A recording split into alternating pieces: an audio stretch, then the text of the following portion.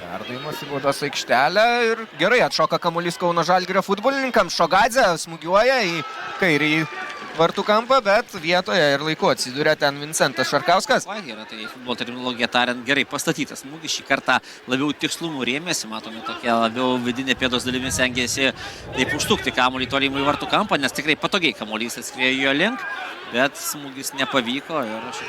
Keletą kartų dar dešinėje ir Edok Paloras buvo pasijungęs, bet tai pavojingiausios progos būtent iš kairės ir dabar vėl.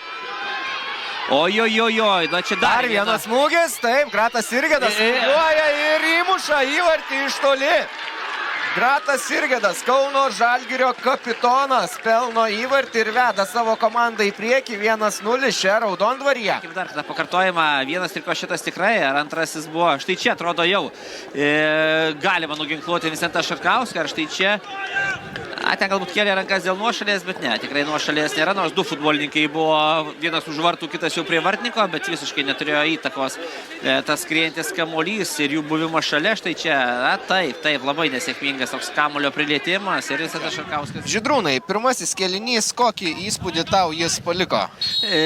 Galbūt įspūdis tas, kad visi Kauno Žalgiris savo kokybę turėjo. Ir kol prisijungs kiti komandos draugai ir ne visada, aišku, lengva tą padaryti. Nes dažniausiai tie kamuoliai jam yra nugara į varžovų vartus. Ir tada, kada vidurio gynėjas prie tavęs prilipęs, irgi tos smūgis.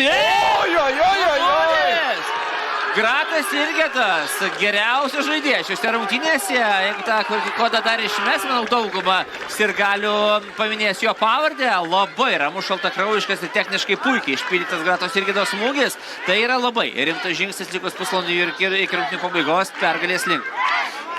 Pusę sezono Gratas Sirgedas serviravo rezultatyvius perdavimus kitiems, jo kiti muštų įvarčius, o šiandien ėmė ir jau dublių pasižymėjo kapitonas. Ir pats prasibėgo su kamuoliu, priartėjo apie 18-20 metrų ir labai techniškų smūgių kairę koją, savo stipriąją koją, siunčia kamuolį tolimą vartų kampą. Šiemet jis dažniausiai kyla nuo suolo, nėra toks tvirtas sudėties žaidėjas. Čia smūgis, pavojingas, atmušamas kamuolys ir dar kartą smūgiuojama ir pelnomas įvartis, kuris švelnina situaciją. 1-2 Raudondvaryje. Hegelman dabar atsilieka tik vienu įvarčiu.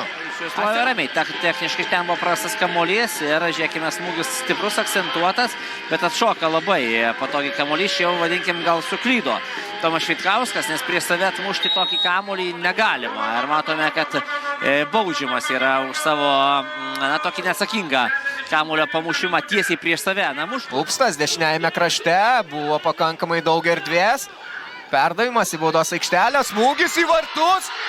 Atsimuša kamuolys. Hegelman komandos puolėjas, tačiau štai žiūrėkime dar kitą pakartojimą, kaip tvirtai dvikovą stoja gynėjas. Pažiūrėkime, liko ant kojų ir kūnų tiesiog įneša ne ką smulkesnį už save Hegelman puolėją į vartus. Žiūrėkime dar, kad atrodo ten kamuolys viskas, nėra kur dėtis, kamuoliui tik vartai, bet lordava kitos nuomonės ir pažiūrėkime tai. Ir tai bus, kaip minėjau, birželio 30. Dabar kampinis prie Kauno Žalgirio vartų. Proga smūgiui, smūgiuojama, bet kamuolys praskriejo virš vartų. Pirmą kamuolį Jansonas sužaidė, išmušė kiek toliau, ten dar klausimas nebuvo kamuolio pasistabdymo ranka, jeigu kamuolys kristų į vartus, išvystume įvartį, aišku, VAR priimtų savo verdiktą, štai žiūrėkime tą epizodą.